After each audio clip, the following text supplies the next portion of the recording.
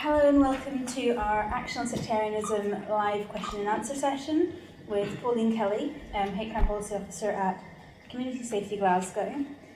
Today we'll be speaking about hate crime, what it is, how to tackle it, what barriers are in the way to victims who want to report it, and whether there are other categories that we should be considering when considering hate crime. So to begin with, just to welcome Pauline, thank you for coming along. Thank you. Hi. Could you just start with telling us a wee bit about your role at Community Safety Glasgow? Sure thing. I work for an organisation that's one of the City Council's arm's length external organisations. It deals with antisocial behaviour in its broadest sense. It's a partnership between the Scottish Police Authority and the City Council, and my role is to support partnership activity to address hate crime in Glasgow. Great. So what do we actually mean by hate crime? How would you define it? It's an umbrella term. It's a very broad, general term, and it generally refers to crimes that are motivated by a form of prejudice, or sometimes called bias crimes, other terminology that people use, targeted hostility, crime motivated by prejudice. All of these things would really refer to what would broadly come under the rubric of hate crime. So when someone's experiencing a hate crime, or if a passerby sees something happening, how do you think they would? How do you recognise when that's taking place that it's a hate crime?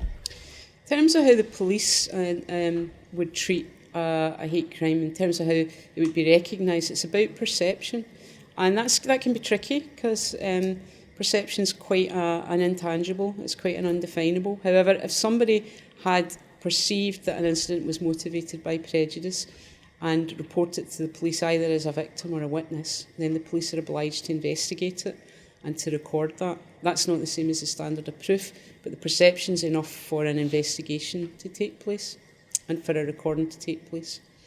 Other ways that people would generally tend to identify whether something was a hate crime would be perhaps some particular language that might be used towards an individual or a group of individuals.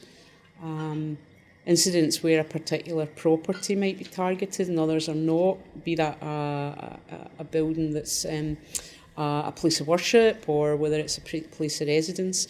Those are examples of ways that people can identify it's hate crime.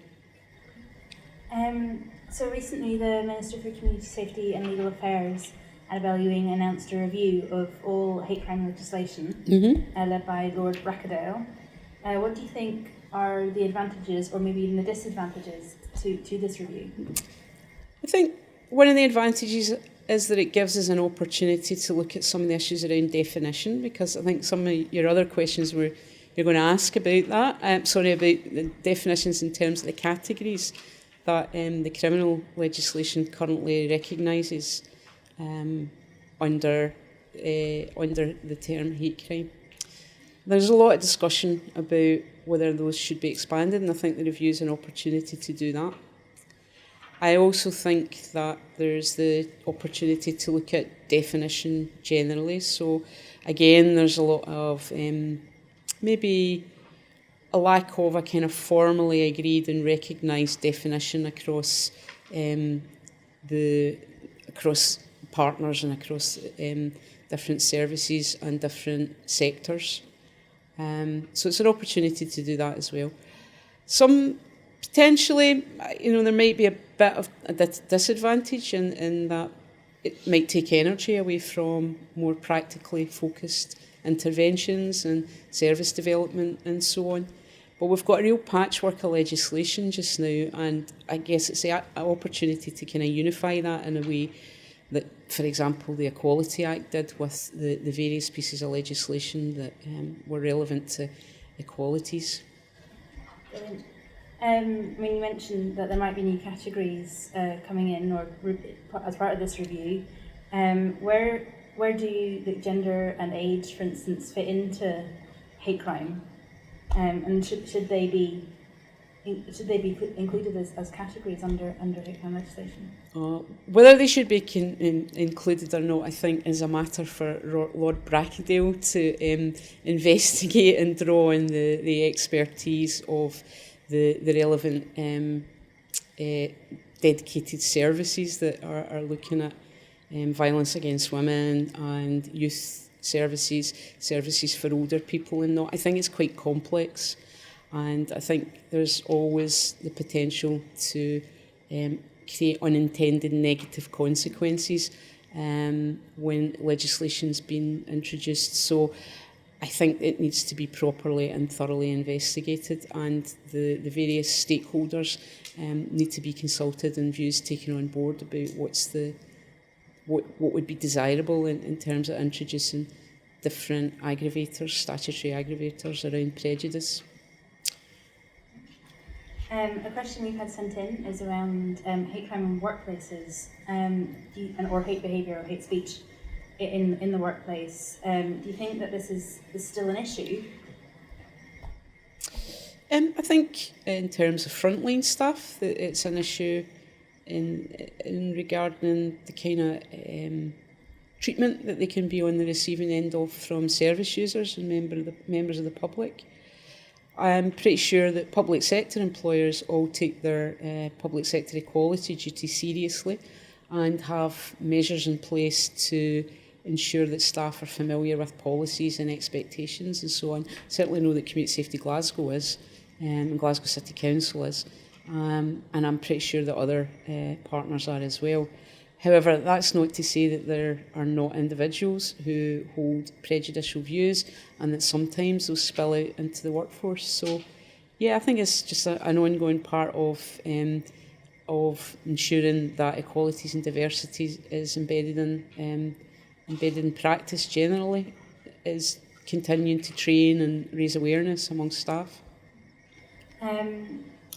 We've seen in recent months and maybe over the past few years a significant rise in hate crime in England. Yeah. At the moment, would you say it's the same here, or if there is a difference, why is there a difference? Well, I think we all know that there's a bit of an issue with trying to measure the level of hate crime at any given time using police statistics, because the number of reports that go to the police are the tip of the iceberg. Research with groups who are disproportionately affected by hate crime can regularly show that the majority of incidents don't get reported to the police. So we know we're pretty certain that's factually correct.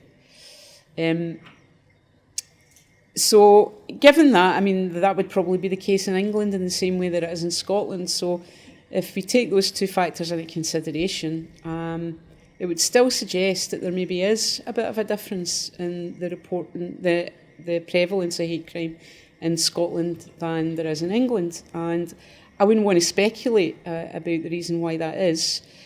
What we are pretty sure of is that there's anecdotally an increase in the kind of incidents that we would classify. Carla, who was here earlier, would call everyday hate. Others might refer to as like microaggressions. But the kind of small, regular, routine kind of comments in passing, what we hear anecdotally is that there is more of that taking place. That's unlikely to be reflected in statistics because those kind of low-level incidents are very unlikely to be getting reported to the police. I mean, when they are unlikely to get reported to the police, and there does seem to be an increase in the normalisation almost of hate behaviour, in that someone will experience it and shrug it off with, oh, it's just normal. There's no point in reporting it. Sure. I mean, what do you think that potential victims of hate crime, or people who are just normalising these behaviours, what barriers are there to them to reporting it?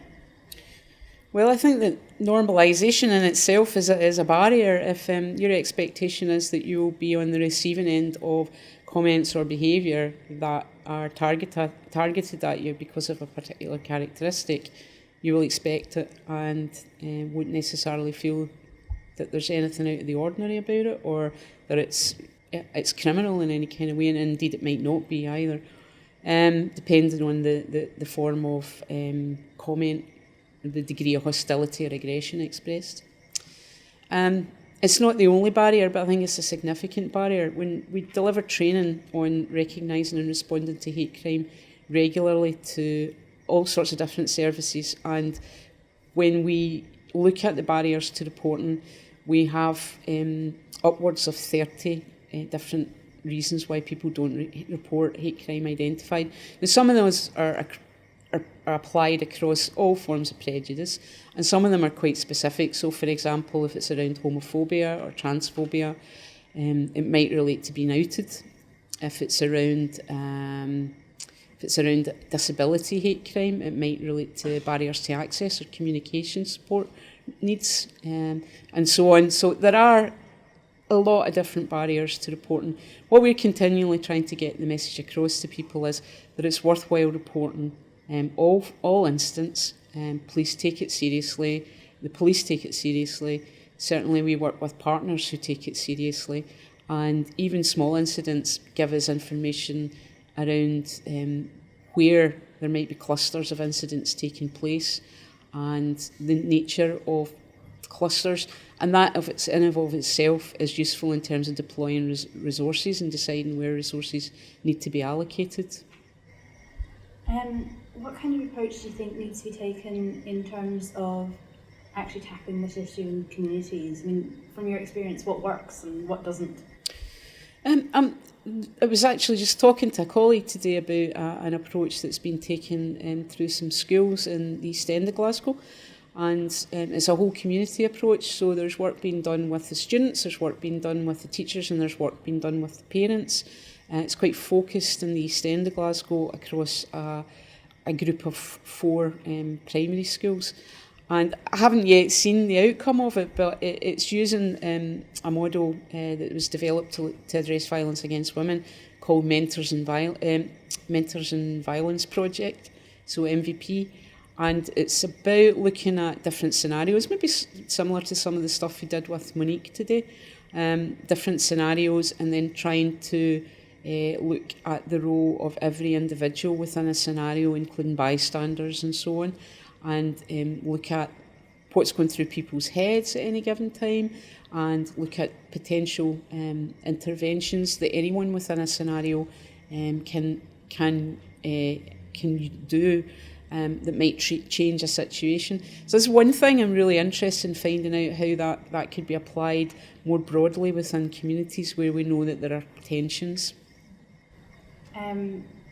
What do you think the role, I mean, this is probably a question that comes up a lot, is that the role of schools, the role of education is in terms of hate crime?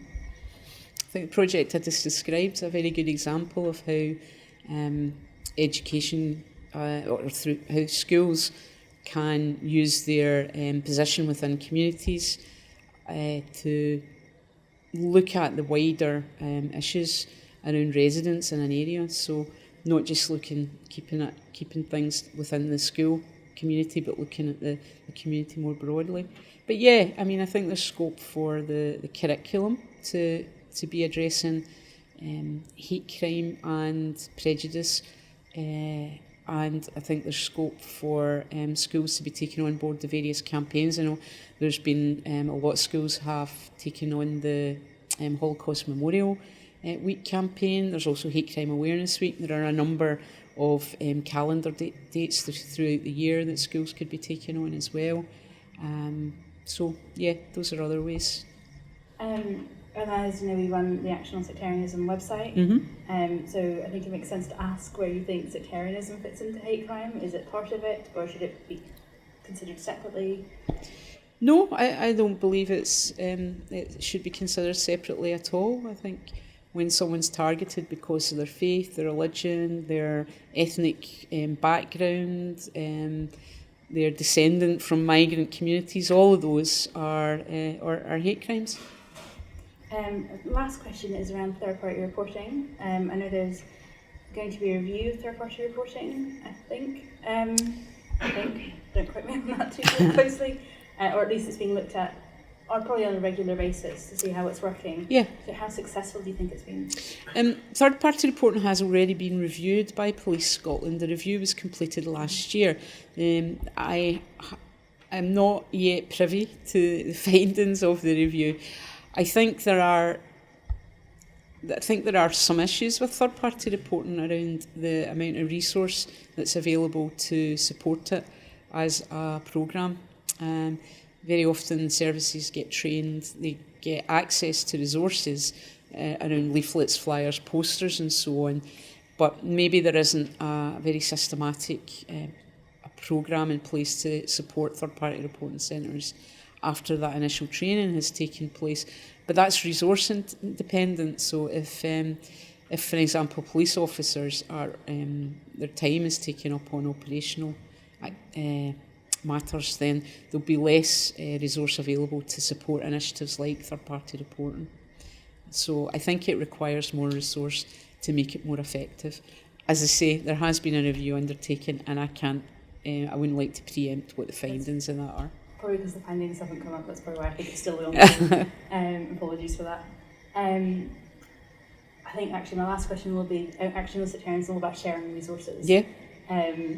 How important do you think that would be for hate crime to have somewhere where resources are shared amongst communities nationally? Yeah, I think that's a very good idea. There's a website in existence, you might have seen it, hatecrimescotland.org, and it's possible to share all sorts of resources on there. There's already a lot of the Glasgow material is on that website, but if anybody else has any materials that they would like to appear on the website, please send them to myself or to you, and you can forward them to me. Great, thank you so much. No problem. For coming along. As I said, thank you to Pauline for coming along and taking part in our Q&A today. And thank you also to those who have sent in questions. If you are looking for information on how to report a hate crime, it is available on the Action on Sectarianism website at www.actiononsectarianism.info. And to find out more about other work that's happening across hate crime, prejudice and sectarianism in Scotland, please do visit the website or follow us on Twitter or Facebook. That's all from us. Thank you very much for watching.